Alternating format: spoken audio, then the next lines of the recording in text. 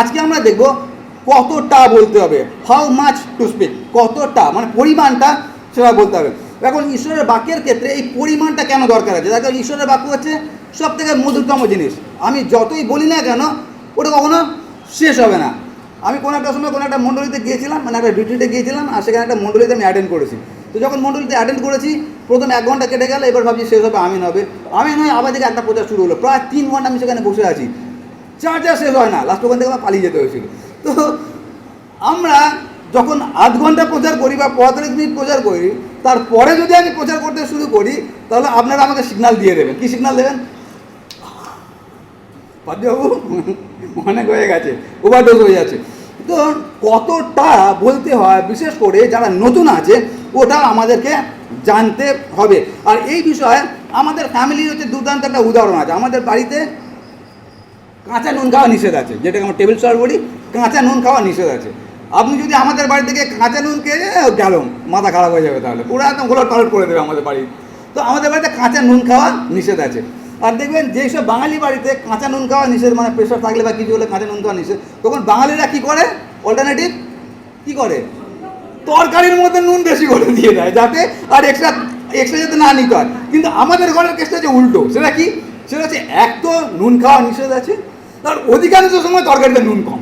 এবারে বোঝো খেলা, তুমি কী কারণে খাবে সেটা তোমার ব্যাপার আছে, কিন্তু নুন তোমাকে নেওয়া চলবে না। এবার যে ব্যাপারটা হচ্ছে সেটা হচ্ছে এই, যে আপনি যখন তরকারি রান্না করেন, যেহেতু আমি আর আমার ছেলে আমরা হচ্ছে মাংস ভক্ত, আমরা একটা ডায়লগ বলছি, সেটা হচ্ছে এই যে মাংসের মধ্যে যদি কোনো মশলা না দিন, সুদের দোকানে নুন দিয়ে ওটাকে পুড়িয়ে দিন, আমরা খেয়ে নেবো।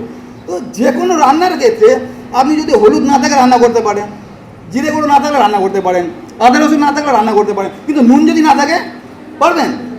কোনোভাবেই পারবে না। নুনটা লাগবেই লাগবে। সব থেকে আবশ্যকীয় যদি কিছু হয় সেটা হচ্ছে নুন। নুনটাই তরকারির মধ্যে টেস্ট নিয়ে আসে। কিন্তু ওই নুনের পরিমাণটা যদি কম হয়ে যায় তাহলেও তরকারি টেস্ট হবে না, আবার যদি বেশিও হয়ে যায় তাহলে ফেলে দিতে হবে, পুরো তেতো হয়ে যেতে হবে। তার মানে নুনটা অত্যন্ত প্রয়োজনীয়। নুন ছাড়া কোনো তরকারি মুখে দেওয়া যাবে না, কিন্তু ওই নুনটার পরিমাণটা আমাদেরকে বুঝতে হবে কতটা দেওয়া যায়। আর সেই সংক্রান্ত আমরা প্রভু যিশুর আজকে একটা শিক্ষা দেখব, আর সেখান থেকে আমরা বুঝতে চেষ্টা করবো যে কেন যখন আমরা ঈশ্বরের কথা বলছি সেটাও একটা কোয়ান্টিটি মেনটেন করা দরকার আছে। আর সেটা আমরা দেখি মার্ক লিখিত সুসমাচার তার 10 অধ্যায়। আপনারা খুলবেন আমার সঙ্গে মার্ক লিখিত সুসমাচার তার 10 অধ্যায়, আর আমি পড়ব 17 থেকে। মার্ক 10 অধ্যায় আমি পড়ব 17 থেকে। এরকমভাবে লেখা আছে, এটা অতি পরিচিত, এটা নিয়ে আমি বহুবার প্রচার করেছি। লেখা আছে এরকমভাবে, আমি পড়ছি 17 থেকে 22 পর্যন্ত। পরে তিনি বাহির হইয়া পথে যাইতেছেন, এমন সময় একজন দৌড়িয়া আসিয়া তাহার সম্মুখে জানু পাতিয়া জিজ্ঞাসা করিল, হে সদ্গুরু, অনন্ত জীবনের অধিকারী হইবার জন্য আমি কি করিব? যিশু তাহাকে কহিলেন, আমাকে সৎ কেন বলিতেছ? একজন ব্যতিরেকে সৎ আর কেহ নাই, তিনি ঈশ্বর। তুমি আজ্ঞা সকল জানো, নরহত্যা করিও না, ব্যভিচার করিও না, চুরি করিও না, মিথ্যা সাক্ষ্য দিও না, প্রবঞ্চনা করিও না, তোমার পিতামাতাকে সমাদর করিও। সেই ব্যক্তি তাহাকে কহিল, হে গুরু, বাল্যকাল অবধি এই সকল পালন করিয়া আসিতেছি। যিশু তাহার প্রতি দৃষ্টিপাত করিয়া তাহাকে ভালোবাসিলেন এবং কহিলেন, এক বিষয়ে তোমার ত্রুটি আছে, যাও, তোমার যাহা কিছু আছে বিক্রয় করো আর দরিদ্রদিগকে দান করো, তাহাতে স্বর্গে ধন পাইবে, আর আইসো আমার পশ্চাৎগামী হও। এই কথায় সে বিষণ্ণ হইল, দুঃখিত হইয়া চলিয়া গেল, কারণ তাহার বিস্তর সম্পত্তি ছিল। এই বিষয়ের উপরে কতজন প্রচার কখনো শোনেননি? একজনও নেই। প্রচুর প্রচার আমরা এর উপরে শুনেছি, এমনকি আমি এর উপর 2 থেকে 3 বার এটা নিয়ে প্রচার করেছি। আর এখানে ঘটনাটা করছে আমাদের মুখস্থ হয়ে গেছে, সানডে স্কুল থেকে, ছোটোবেলা থেকে শোনা। সেটা কি? একটা ধনী ব্যক্তি আসলেন, যিশুকে বললেন অনন্ত জীবন পাওয়ার জন্য কী করতে হবে। এখন ধরুন আপনার কাছে আপনার পাড়ার কোনো লোক যে যিশুকে জানে না, হঠাৎ একদিন সকালবেলা এসে বললো, দাদা বা দিদি একটু যিশুর কথা বলবেন, আমি অনন্ত জীবন পেতে চাই। আপনার কেমন লাগবে? রিমঝিম কেমন লাগবে? ভেতরে লাড্ডু ফুটবে না? ওর থেকে আনন্দের বিষয় আমাদের কাছে কিছু হতে পারে না। কেউ যিশুর কথা জানতে চাইছে। আমাদের পাড়ায় যখন কেউ আমাদের বাড়িতে আসার বলে, দাদা একটু প্রার্থনা করুন, তাহলে যিশুকে জানে না, কিন্তু দেয়ালে পিঠ থাকে, তারপর আমাদের কাছে প্রার্থনার জন্য আসে। আমাদের মনে একদম লাড্ডু ফুটে, এর থেকে আনন্দের কিছু হতে পারে না। যিশুর কথা জানতে চাইছে, আর তখন আমরা কী করবো? বাড়িতে ডেকে বাপরে ফ্যান ট্যান চালিয়ে দিয়ে এসি টেসি চালিয়ে তারপরে আমরা যিশুর কথা বলবো। এখানে যে ঘটনাটা ঘটছে, মন দিয়ে শুনবেন। ঘটনাটা ঘটছে কি? সেটা হচ্ছে প্রভু যিশুর কাছে যে এসছে, আমার মতো কোনো ছাপোসা লোক আসেনি ছেঁড়া গেঞ্জি পরে। যিনি এসছেন তিনি হচ্ছেন ধনী লোক। এখন ভাবুন, আপনার কাছে একটা গরিব লোক এসে যিশুর কথা বলা, আর একটা লোক BMW বা মার্সিডিস করে এসে যিশুর কথা বলা, দুটোর মধ্যে পার্থক্য আছে তো? অনেক পার্থক্য আছে। থাকা উচিত না সেটা আলাদা কথা, কিন্তু পার্থক্যটা অনেক। যে BMW গাড়ির থেকে নামছে তার প্রতি আমরা অনেক বেশি আগ্রহ দেখাবো, তার কারণ এত ধনী ব্যক্তি হয়ে সে যিশুর কথা শুনতে চাইছে। যারা ছাপোষা লোক আছে তাদের জন্য যিশুতে আছেন, তারা যিশুর কাছে আসবে, কিন্তু যারা ধনী তাদের কাছে, একটা ধনী ব্যক্তি যিশুর কাছে আসলেন আর এসে জিজ্ঞাসা করলেন কি সব থেকে আনন্দের কথা, অনন্ত জীবন পাওয়ার জন্য কী করতে হবে। আর প্রভু যিশু এখানে কী করছেন, 12 জন শিষ্যকে নিয়ে অনন্ত জীবনেরই কথা বলছেন। তার কাছে এসে জিজ্ঞাসা করছে অনন্ত জীবন পেলে কী করতে হবে। আর তারপর প্রভু যিশু উত্তর দিলেন যে ব্যভিচার করিও না, চুরি করিও না, নরহত্যা করিও না, পিতামাতা সমাদর করে 10 আজ্ঞা থেকে যা কিছু আছে বলে দিলেন। আর তখন সেই ব্যক্তি কি বললো, ছোটোবেলা থেকে আমি, তার মানে এই লোকটার মধ্যে কত আকাঙ্ক্ষা অনন্ত জীবন পাওয়ার জন্য। ছোটোবেলা থেকে তিনি পুঙ্খানুপুঙ্খভাবে করে আসছেন। সব কটা কথা মন দিয়ে শুনে বোরিং লাগতে পারে, কিন্তু লাস্টে কি আমরা বুঝবো কেন আমরা বলছি। তো তাকে বলা হলো যে তুমি এই সকল কিছু করো, আর সে বললো আমি বাল্যকাল থেকে সকল কিছু করে আসে। তারপর দেখুন একটা কথা লেখা আছে 21 পদে, যিশু তাহার প্রতি দৃষ্টিপাত করিয়া তাহাকে ভালোবাসিলেন। লেখা আছে না, যদি আপনার সঙ্গে এই ঘটনা ঘটে আপনি কি ভালোবাসবেন না? যদি আপনার কাছে কেউ যিশুর কথা বলে, ওর থেকে আনন্দের বিষয় আমাদের কাছে কিছু হতে পারে না, যারা আমরা যিশুর কথা প্রচার করতে চাই। কত আনন্দের বিষয়, একজন আমার কাছে এসছে। তো এখানে সেই ঘটনাটা ঘটছে, যখন যিশুর কাছে এসছে, যিশু তাকে ভালোবেসেছে। কেন ভালোবেসেছে? একটা হচ্ছে অনন্ত জীবনের কথা সে জানছে, দ্বিতীয়টা কি ছোটোবেলা থেকে সে প্রভুর বাক্যকে 10 আজ্ঞাকে পুঙ্খানুপুঙ্খভাবে পালন করে আসছে। আর তারপরে দেখুন ঘটনাটা কী করছে। তারপরে 21 পদে লেখা আছে, এক বিষয়ে তোমার ত্রুটি আছে, যাও তোমার যা কিছু আছে বিক্রয় করো আর দরিদ্র দিগকে দান করো, তাহাতে স্বর্গে ধন পাইবে। আর তারপরে লেখা আছে আইসো আমার পশ্চাৎগামী হও। এই লাস্টের কথাটা হচ্ছে অনন্ত জীবন পাওয়ার আসল চাবিকাঠি। সেটা কি? আমার পশ্চাৎগামী হও। তার আমি পথ, আমি সত্য, আমি জীবন। আর তারপরে বলা হচ্ছে 22 পদে, এই কথায় সে বিষণ্ণ হইল এবং দুঃখিত হইয়া চলিয়া গেল। তার কারণটা কি? এতটা আমরা সবাই জানি তো, বহুবার এটা নিয়ে আমরা প্রচার শুনেছি। কিন্তু এখানে তারপরে আরেকটা ঘটনা ঘটছে, যেটা অত্যন্ত গুরুত্বপূর্ণ, যেটা আমরা অনেক সময় ওটা না দেখে চলে যাই, না বুঝে চলে যাই। তারপরে দেখুন কী ঘটনাটা ঘটছে। চলে যাই আমরা তারপরে 23 পদে লেখা আছে, তখন যিশু চারিদিকে দৃষ্টিপাত করিয়া আপন শিষ্যদিগকে কহিলেন, যাহাদের ধন আছে তাহাদের পক্ষে ঈশ্বরের রাজ্যে প্রবেশ করা কেমন দুষ্কর। এটা কার কথা? যিশুর কথা। ধনীদের পক্ষে ঈশ্বরের রাজ্যে প্রবেশ করা কতটা দুষ্কর আছে। আর তারপরে বলা আছে 24 পদে, তাহার কথায় শিষ্যরা চমৎকৃত হইলেন। কিন্তু যিশু পুনর্বার তাহাদিগকে কহিলেন, বৎসগণ, যাহারা ধনে নির্ভর করে ঈশ্বরের রাজ্যে প্রবেশ করা তাহাদের পক্ষে কেমন দুষ্কর। আর তারপরে 25 পদ মন দিয়ে শুনবেন, ঈশ্বরের রাজ্যে ধনবানে প্রবেশ করা অপেক্ষা বরং সূচির চিত্র দিয়া উঠে যাওয়া সহজ। যিশু বসে আছেন বা দাঁড়িয়ে আছেন, তার সঙ্গে 12 জন শিষ্য আছে। একটা ধনী ব্যক্তি আসলেন মার্সিডিস গাড়ি নিয়ে বা BMW করে, আর যিশুকে জিজ্ঞাসা করলেন অনন্ত জীবন পাওয়ার জন্য কী করতে হবে। আর যিশু একদম চাঁদা চোলা কথা বলে দিলেন। সেটা কি? 10 আজ্ঞা পালন করো, আমি পালন করি, ঠিক আছে, নেক্সট কাজ এটা করো, যা কিছু আছে সেটা বিক্রি করে দাও আর তুমি নিজে ভিখারি হয়ে যাও। ভিখারি হয়ে তারপর আমাকে অনুসরণ করো, আর তারপর তুমি অনন্ত জীবন পাবে। তারপরে কি হলো? লোকটা ওখান থেকে চলে গেল। এখন ভাবুন, যিশুর জায়গায় যদি আপনি আমি থাকতেন, আমরা কি করতাম? আপনি যদি যিশুর জায়গায় আছেন, আপনি কী করতেন? লোকটাকে যেতে দিতেন? মন দিয়ে শুনবেন, লোকটাকে যেতে দিতেন? যদি আমি হতাম, লোকটাকে আমি যেতে দিতাম না। তার কারণটা কি? প্রথমত হচ্ছে ধনী ব্যক্তি, দ্বিতীয় হচ্ছে সে 10 আজ্ঞা ছোটোবেলা থেকে পালন করে আসছে, একটা ধার্মিক ব্যক্তি, 3 নম্বরটা কি? সে অনন্ত জীবনের খোঁজে আমার কাছে এসছে। আর তারপরে সে যখন চলে যাচ্ছে, যিশু কি একবার উচিত ছিল না তাকে ডেকে পাশে বসে একটু চা বিস্কুট খায় তাকে বোঝানো? পারতেন তো তুমি করতে, তিনি কেন করলেন না? আর এইটা হচ্ছে আমাদের কাছে শিক্ষা, যেটা আমি বলছি যে ঈশ্বরের বাক্য আমরা বলবো, কিন্তু কতটা বলবো সেটা বোঝার দরকার আছে। এখানে প্রভু যিশু যে কাজটা করছেন অত্যন্ত গুরুত্বপূর্ণ কাজ, এটা বোঝার জন্য। সেটা হচ্ছে এই, সেদিনকে প্রভু যিশু, যার সঙ্গে কথা বলছে প্রভু যিশু, তিনি চাইলে তার হৃদয় সেই মুহূর্তে খুলে দিতে পারেন। প্রভু যিশু একবার তাকে যদি ডেকে বসিয়ে দেয়, একবার যদি তাকে বুঝিয়ে দেয়, কারণ প্রভু যিশু হচ্ছে পৃথিবীর সব থেকে বড় কাউন্সিলর, তার থেকে বড় কাউন্সিলর আর কেউ নেই। তিনি যদি বসিয়ে তাকে 5 মিনিট বোঝাতেন, তিনি হয়তো মেনে নিতেন, কিন্তু প্রভু যিশু তাকে ডাকলেন না, যেতে দিলেন। আর আপনারা যদি দেখেন ভালো করে, দেখবেন যেটা এখানে লেখা হচ্ছে অত্যন্ত গুরুত্বপূর্ণ। 22 পদ পর্যন্ত একটা প্যারা, 23 পদে প্যারা চেঞ্জ করা হচ্ছে। কেন? ওই চ্যাপ্টারটা ক্লোজ, নতুন চ্যাপ্টার শুরু হলো।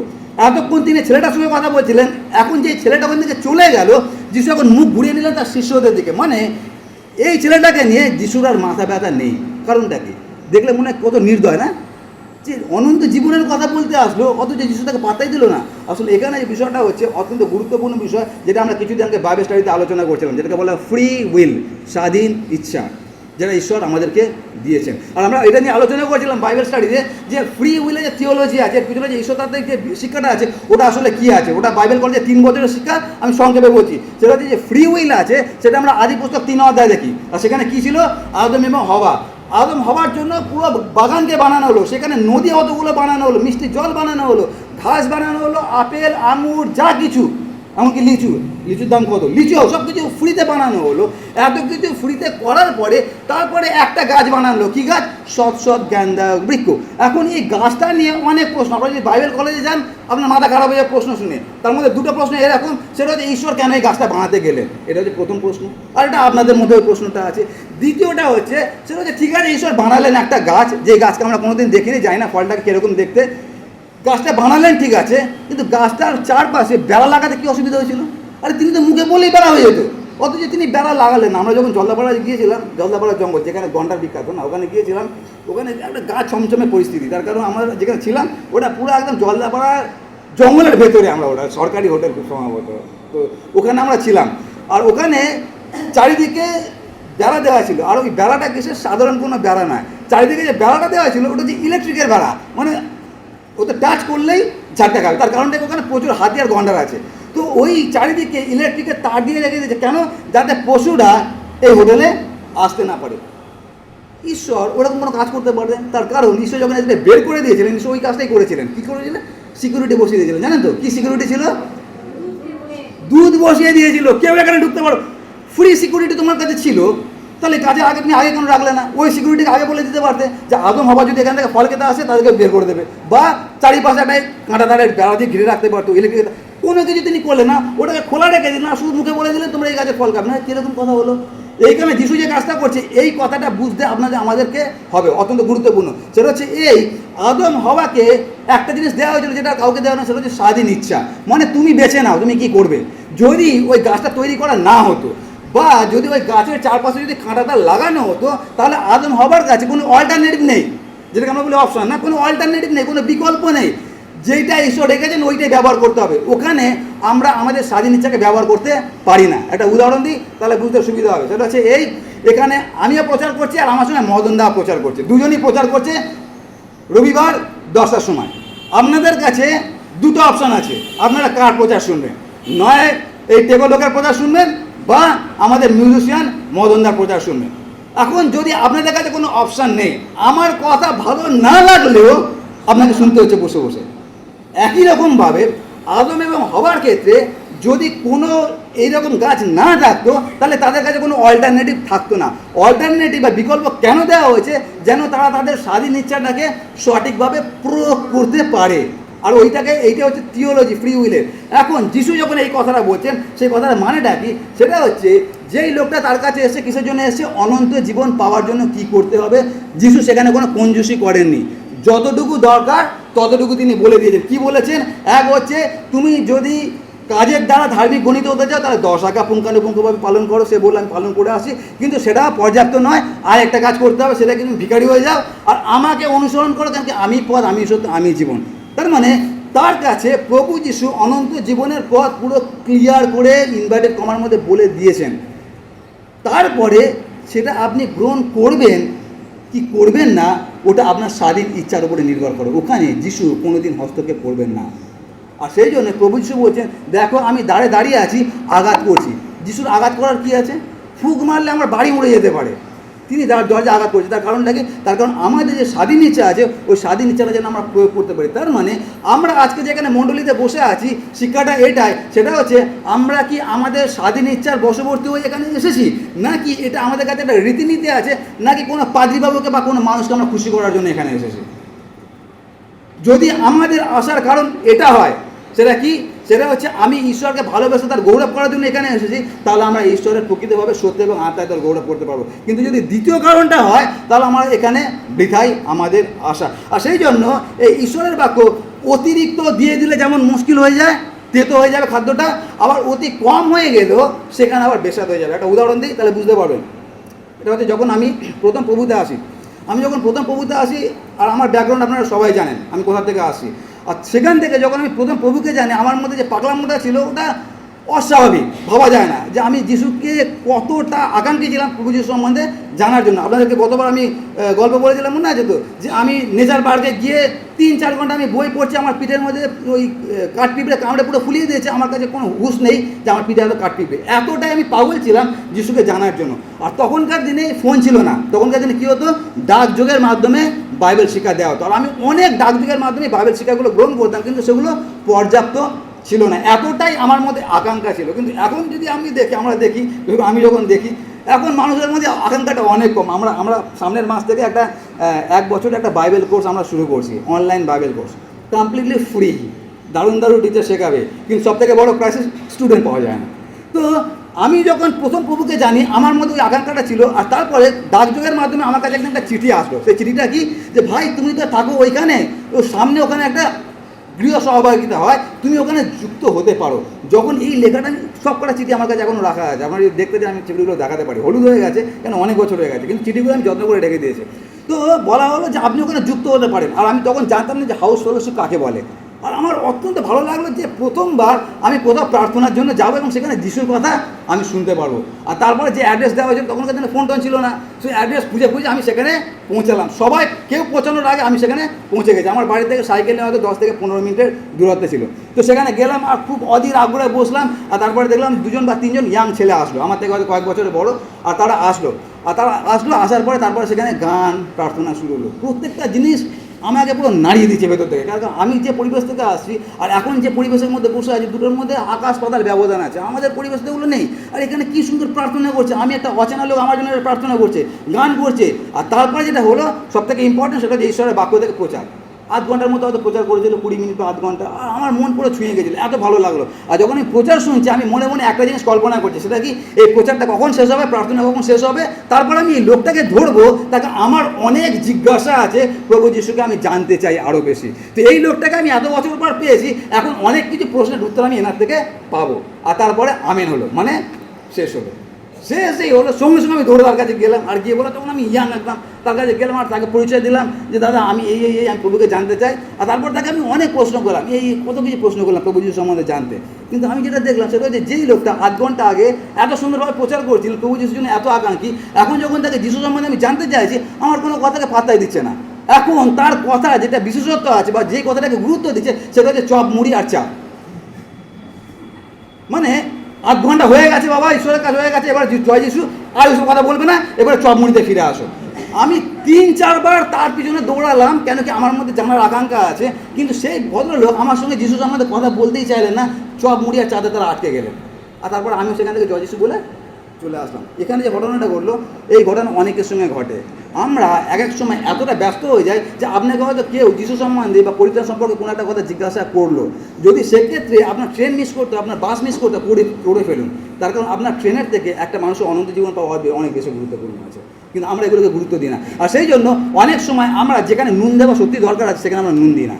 8 ঘন্টা আগে এত বড় বড় চেঁচে ডায়লগ দিয়ে দিলাম, আর তারপরে একটা নতুন মানুষ জানতে চাইছে প্রভু যিশুর কথা, আমি এত ব্যস্ত চমড়ি নিয়ে যে আমি তার সঙ্গে আর কথাই বলতে পারলাম না। সেখান থেকে আমি নিরুৎসাহ হয়ে চলে এসেছিলাম। এগুলো হচ্ছে আমার অভিজ্ঞতা খ্রিস্টান সম্পর্কে। কিন্তু প্রভুকে ধন্যবাদ দিচ্ছি, এখনো পর্যন্ত আমি দাঁড়িয়ে আছি। আর সেই জন্য অতিরিক্ত নুন এবং কম নুন দুটোই হচ্ছে ক্ষতিকারক। আমাদেরকে জানতে হবে সঠিক পরিমাণে সুসমাচার একটা মানুষকে কিভাবে দিতে হয়। আর সেই জন্য 4 নম্বর বিষয়টা কি, সেটা হচ্ছে হাউ মাচ টু স্পিক, কতটা বলা উচিত সেটাও যেন আমরা জানি।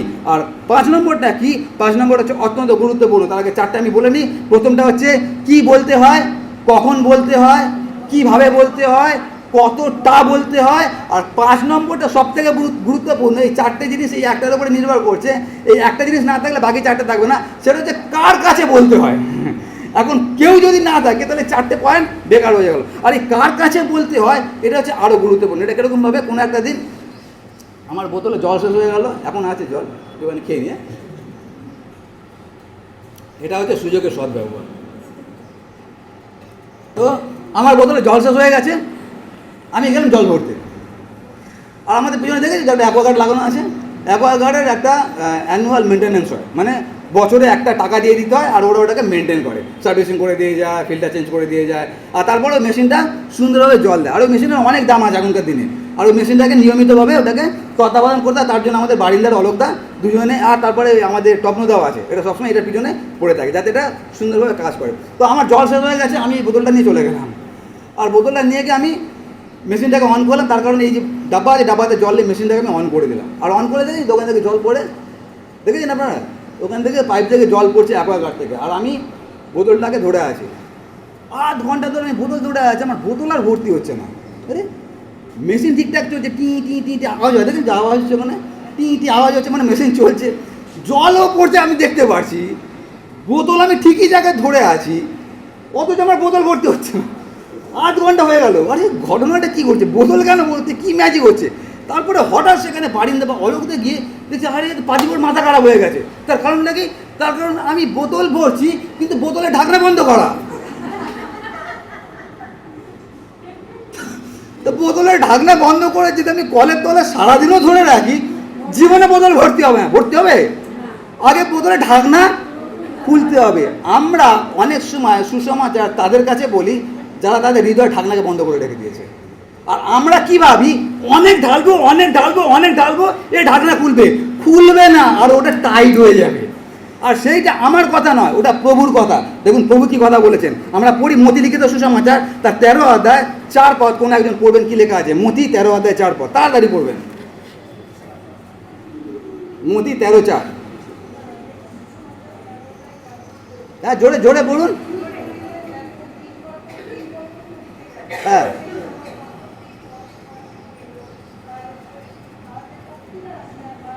হ্যাঁ, ভেরি গুড, অতটুকুই দরকার। ওটা কোথায় বললো? পথের পাশে। ওকে, ভেরি গুড। এই ঘটনাটা আমরা সবাই জানি, যেটা মতিলিখিত সুসমাচার 13 অধ্যায় লেখা আছে, সেটাকে বীজ বপন করতে গেল, আর তারপর সে বীজ ছড়াতে যাচ্ছে। আর এই বীজটা কি? ঈশ্বরের বাক্য, তাই তো? বীজ ছড়াতে যাচ্ছে, কিছু বীজ পড়লো রাস্তার ধারে, কি হলো? পাখিতে নিয়ে চলে গেল। কিছু বীজ পড়লো পাথরের ওপরে, ছোটোবেলা থেকে আমার সানডে স্কুল থেকে দেখে আসছে এই ব্যাপারগুলোকে। কিছু পড়লো পাথরের ওপরে, একটুখানি হলো, তারপরে শুকিয়ে গেল। আর কিছু পড়লো ভালো জমিতে, তাই তো? এখন ওই মানুষটা যদি আমি হতাম, যেটাকে আমরা বলি ঘুমারে গোবিন্দ, বাংলা আমরা বলি, তো ওই যে জায়গাতে আমি হতাম, আমি কি করতাম? দেখলাম কিছু বীজ আমি পথের ধারে ছড়ালাম, আর ওটা পাখিতে নিয়ে চলে গেল। আচ্ছা ঠিক আছে, পাখিতে কত নেবে, আরেক মুঠো ছড়াই, আবার পাখিতে নিয়ে চলে গেল। ঠিক আছে, আরেক মুঠো ছড়াই, আবার পাখিতে নিয়ে চলে গেল। আমি মনে মনে ভাবছি একটা দিন তো আসবে পাখির পেট ভরবে, তারপরে আর খাবে না, তারপরে ওখানে শস্য হবেই হবে। মানে আমি একদম দৃঢ় প্রতিজ্ঞা করে আছি যে ওই রাস্তার ধারে আমি ফসল ফলাবই, আর তারপর আমি সেখানে বীজ ফেলেই যাচ্ছি। যদি আমি সেটা করছি, আসলে আমি করছি থাকি। যদি আমি সেটা করছি, আসলে আমি করছি থাকি। আমি যেটা করছি, হ্যাঁ কী করছি? ওটা একটা ভালো কথা বললেছেন, গোলাঘাট আরেকটা কাজ করছি। এটা কী করছি? আর সময় নষ্ট থেকে আরেকটা জিনিস কি নষ্ট করছি? ভেরি গুড, আমি ওটাই বলতে চাইছি। যেই বীজটা রাস্তার পাশে ফেলালো, ওটা হচ্ছে পৃথিবীর সব থেকে মূল্যবান জিনিস। এইরকম পৃথিবী যদি 100টা একসঙ্গে রাখা হয়, আর একদিকে যদি 20টা থাকে, 20টার দাম বেশি। অথচ অত মূল্যবান জিনিসটা আমরা সেই জায়গায় ফেলছি যেখানে আমি দেখতে পাচ্ছি ওখানে কোনো ফল হবে না। একই রকমভাবে আমরা অনেক সময় কি করি? টার্গেট করে রাখি। কি টার্গেট করে রাখি? এই মানুষের জীবনে ফল ফলাবই। বাইবেলে লেখা আছে আমাদের কাজ খালি বীজ ছড়ানো, ফল কে দেয়? বৃদ্ধি কে দেয়? ঈশ্বর দেন। কিন্তু আমরা এরকম গোয়ারে লোক আছি, অনেক সময় আমরা এটাই করি যে পাথরের ওপর আমরা বীজ জন্মাবো, আর আমরা রাস্তার পাশেও আমরা ফসল ফলাবো। আর সেই পরিপ্রেক্ষিতে যখন আমরা এই কাজটা করি, তখন প্রভু যিশু আমাদের একটা শিক্ষা দিয়েছেন, যেটা মতি তার 7 অধ্যায় 6 পদে লেখা আছে। কোন একজন পড়বেন মতি 7 অধ্যায় 6 পদে কি লেখা আছে? আমি পড়ছি, আপনারা শুনবেন। মতি লিখিত সুসমাচার তার 7 অধ্যায় 6 পদ। তিনি বলছেন, পবিত্র বস্তু কুকুরদিগকে দিও না। আর তারপরের কথাটা লেখা আছে, তোমাদের মুক্তা শূকর দিগের সম্মুখে ফেলিও না, পাছে তাহারা পা দিয়া তাহার দলায়। এটা এটা কীরকম বলবো? আমাদের যদি ভাষায় বলি, সেটা হচ্ছে বাদরের গলায় মুক্তের মালা, বা উলুবনে মুক্ত ছড়ানো। বাদরের গলা মুক্তের মালা ওটা তো অন্য, মানে খুব একটা সুন্দরী মেয়ের সময় একটা আমার মতো কেলে কুচকিচ একটা করলো যদি বিয়ে হয়ে যায়, তখন আমরা বলি। কিন্তু এটা কি উলুবনে মুক্ত ছড়ানো? এটা ভালো হবে না। উলুবনে মুক্ত ছড়াচ্ছি, আর এটা আমার কথা না, এটা প্রভু যিশুর কথা। সেটা কি? শূকরের সামনে মুক্ত ছড়িও না। কেন ছড়িও না? তার কারণ সে তার মূল্য বুঝবে না। তারপরেও যদি আমরা তার কাছে ছড়াচ্ছি, আসলে আমরা যেটা করছি সেটা হচ্ছে ঈশ্বরের বাক্যটাকে আমরা, তার মূল্যটাকে আমরা মাটিতে ফেলাচ্ছি, তার মূল্যটাকে আমরা পায়ে দলাচ্ছি, যেটা আমাদের পক্ষে কখনোই উচিত নয়। যে ঈশ্বরের বাক্যকে আমরা যেন মূল্যটাকে তার নষ্ট করে দিই। আর সেই জন্য এখানে প্রভু যিশু যেটা বলেছে সেটা কি, সেটা হচ্ছে আমরা যেন এটা না করি। আর সেই জন্য আমি যখন জল পড়ছিলাম, আধ ঘন্টা ধরে ধরে আছি, এর মধ্যে এক ফুটা জল ঢুকছে না, কিন্তু জলটা কোথায় পড়ছে? মাটিতে। Total West. আমরা যখন ওই কাজটা করি, টার্গেট করে যখন আমরা সুসমাচার বলি, তখন আমরা ওই কাজটাই করি। আপনি হাজার বলে যান, কিচ্ছু হবে না। যার হৃদয় খুলবে একবারেই খুলবে, যার হৃদয় খুলবে না কোনোদিনই খুলবে না। আর সেই পরিপ্রেক্ষিতে প্রভু যীশু আমাদেরকে শিক্ষা দিয়েছেন। মথি লিখিত সুসমাচার 10:14 পদ তিনি একটা কথা বলেছিলেন। আমি পড়ছি আপনাদের জন্য, এটা শুনবেন, এটা অত্যন্ত গুরুত্বপূর্ণ আমাদের জন্য বুঝতে। মথি 10:14 পদে তিনি এরকমভাবে বলছেন, লেখা আছে, আর যে কেউ তোমাদিগকে গ্রহণ না করে, কাদেরকে বলা হচ্ছে? তার শিষ্যদেরকে। যখন পাঠানো হচ্ছে, তোমরা সুসমাচার প্রচার করতে যাও, আর যখন সুসমাচার প্রচার করতে পাঠাচ্ছেন, তখন প্রভু যীশু বলছেন কি, আর যে কেউ তোমাদিগকে গ্রহণ না করে এবং তোমাদের কথা না শুনে সেই গৃহ কিংবা সেই নগর হইতে বাইর হইবার সময় আপন আপন পায়ের ধুলা ঝাড়িয়ে ফেলিও। আরে প্রভু যীশুর মুখ থেকে এরকম কথা মানায়? তিনি হচ্ছেন প্রেমের ঈশ্বর, ক্রোধের ধীর, দয়াতে সত্য মহান। তিনি এই কথা বলছেন। কি কথা বলছেন? যে কেউ যদি তোমাকে আলিঙ্গন না করছে, কেউ যদি তোমাকে ওয়েলকাম না করছে, তাহলে কি করতে বলা হচ্ছে? তাকে রিকোয়েস্ট করার দরকার নেই। ও তুমি আমাকে রাখো, তোমাকে চা খাওয়াবো, আইসক্রিম খাবো, কিছু বলার দরকার নেই। যদি তোমাকে আলিঙ্গন করছে না, তোমাকে ওয়েলকাম করছে না, তাহলে একটা কাজ করো। সেটা কি? যখন ওই গ্রাম থেকে বেরোবে, পায়ের ধুলো ঝেড়ে দিয়ে চলে যাও। কেন পায়ের ধুলো ঝেড়ে দেওয়া মানেটা কি? মানে আমি তোমার পতনের জন্য দায়ী নই। তোমার কাছে আমি অনন্ত জীবনের সুসমাচার এনেছিলাম, তুমি সেটাকে গ্রাহ্য করোনি। এরপরে যদি তোমার বিনাশ হয়, তুমি যদি নরকে যাও, তুমি আমাকে দোষ দিতে পারবে না যে আমি বলিনি। পায়ের ধুলোটা হচ্ছে সেই সাক্ষ্যের প্রতীক। এটা সাক্ষী থেকে গেল যে আমি এখান থেকে চলে যাচ্ছি। আর এটা কে বলছে? এটা প্রভু যীশু বলছেন। আর তারপরে দেখুন কি লেখা আছে, আমি তোমাদিগকে সত্য কইতেছি, বিচার দিনে সেই নগরের দশা সদম এবং গমরা দেশে দশার থেকেও ভয়ঙ্কর হবে। এটা কার কথা? কি করে হতে পারে এটা? আর ওটাই আমরা অনেক সময় বুঝি না, যে প্রভু যীশু আসলে এখানে শিক্ষাটা কী দিয়েছেন। শিক্ষাটা এটাই, সেটা হচ্ছে তোমরা যে বাক্যটা বলতে যাচ্ছ, ওটা হচ্ছে পৃথিবীর মধ্যে সব থেকে মূল্যবান জিনিস। ফ্রিতে পাচ্ছ তার মানে এই না এর কোনো মূল্য নেই। এইটা সেখানে ছড়াও যেখানে ফসল দেবে। যেখানে তুমি বুঝতে পারছো কোনো ফসল দেবে না, সে তোমাকে গ্রহণ করছে না, তার বোতলে ঢাকনা বন্ধ করে রেখেছে, হৃদয়ের দরজা বন্ধ করে রেখেছে, তার কাছে আর বেশি বলার দরকার নেই। বেশি বলা মানে কি? তুমি সেটাকে ওয়েস্ট করছো, সময় নষ্ট করছো। ওই সময় তুমি অন্য কোথাও গিয়ে বীজ ছড়াতে পারো। এখন যখন আমি এই কথাগুলো বলছি, তার মানে কি এই যে আপনি কোনো কারোর কাছে গেলেন সুসমাচার প্রচার করার জন্য, সে শুনতে চাইলো না, আর আপনি রাগ দেখিয়ে পায়ের ধুলো ছেড়ে দিয়ে চলে আসলেন, মানে এটা কি তাই? এখন আরেকটা জায়গা লেখা আছে, প্রেরিতদের কাজ বিবরণী, এটা দেখে আমরা শেষ করব। প্রেরিতদের কাজ বিবরণী 13 অধ্যায়, প্রেরিত 13 অধ্যায়। আর সেখানে এরকমভাবে লেখা আছে, আমি পড়ছি 13 অধ্যায়, আমি পড়ছি 50 এবং 51 পদ। প্রেরিত 13 অধ্যায় 50 এবং 51 পদ লেখা আছে, কিন্তু জিহুদীরা ভক্ত ভদ্র মহিলাদের এবং নগরের প্রধানবর্গকে উত্তেজিত করিয়া তুলিল, পৌলের ও বার্নবার প্রতি তাড়না ঘটাইল এবং আপনাদের সীমা হইতে তাহাদিগকে বাহির করিয়া দিল। তখন তাহারা, মানে তাহারা মনে হচ্ছে এখানে পৌল আছে আর পৌলের সঙ্গে বার্নবা আছে, তাহারা তাহাদের বিরুদ্ধে পায়ের ধুলা ঝাড়িয়া দিয়া, তারপরে কি লেখা আছে, ইকোনিয়ে গেলেন। এই ঘটনাটা কে ঘটাচ্ছে?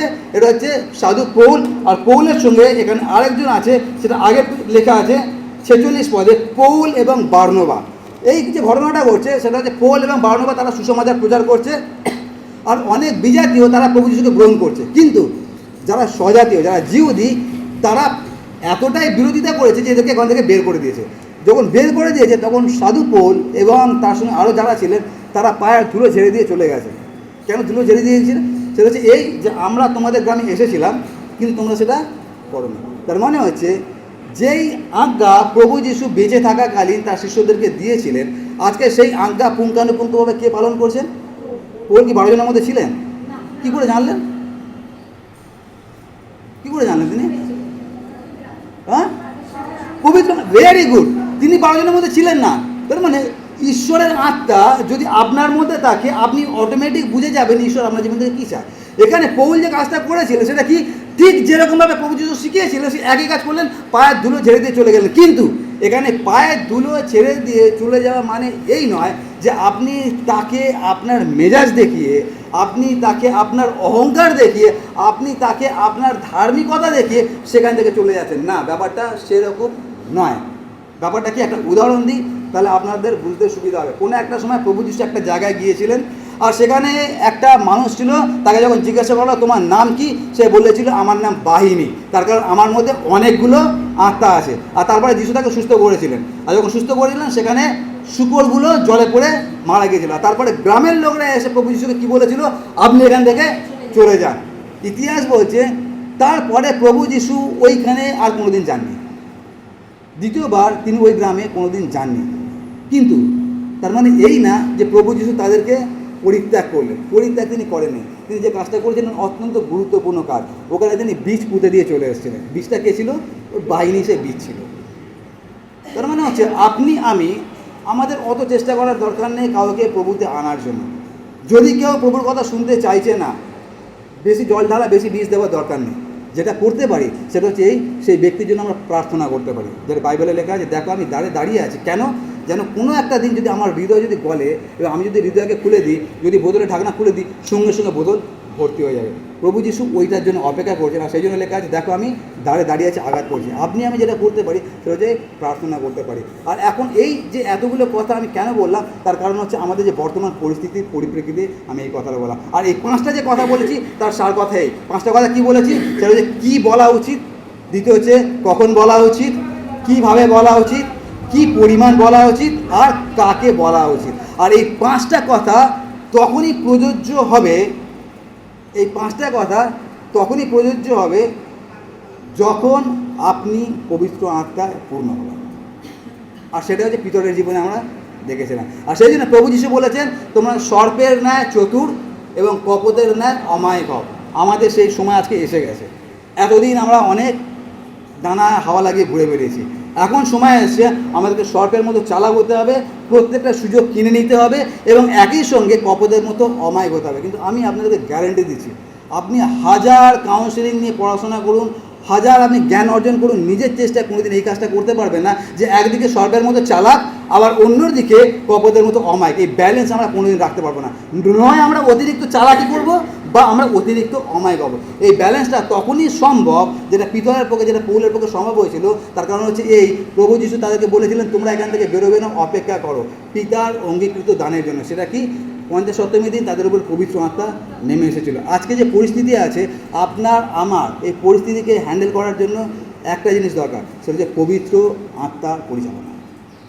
আর সেই জন্য আমাদের অনেকের জীবনে আমরা হয়তো জলে বাপ্তিস্ম নিয়েছি বা বাপ্তিস্ম দিয়েছি, কিন্তু আমরা যদি আখেরে দেখি আমাদের অধিকাংশ মানুষের জীবনে প্রকৃতভাবে পবিত্র আত্মার কাজ আমরা দেখতে পারছি না। আর সেটাই আমাদের সবথেকে বড় এখন প্রার্থনা হওয়া উচিত যে প্রভু তুমি তোমার পবিত্র আত্মা আমার মধ্যে ঢেলে দাও, যাতে আমার মধ্যে এই 5টা পয়েন্ট কাজ করে এবং আমি যেন বুঝতে পারি কখন, কোথায়, কীভাবে, কতটা কার সামনে কথা বলতে হয়। আর যদি আমরা এটা করতে পারি, পৌলের মতো আগ্রিপ্য দেখবেন আপনার সামনে দাঁড়িয়ে বলবে যে তুমি অল্পেতে আমাকে খ্রিস্টান করার চেষ্টা করছো, কিন্তু আমরা ওটা করতে পারছি না। তার কারণ আমাদের মধ্যে একটা জিনিস ল্যাক করছে, একটা জিনিস অভাব আছে, তো হচ্ছে পবিত্র আত্মা আমাদের মধ্যে হয়তো কাজ করছে না। আর সেই জন্য আমাদের প্রার্থনা এটাই হোক যে প্রভু এই কঠিন পরিস্থিতিতে তুমি তোমার আত্মা আমাদের মধ্যে ঢেলে দাও, যেন আমাদের জীবকে আমরা তোমার উদ্দেশ্যে যেন ব্যবহার করতে পারি। আসুন আমরা চোখ বন্ধ করি।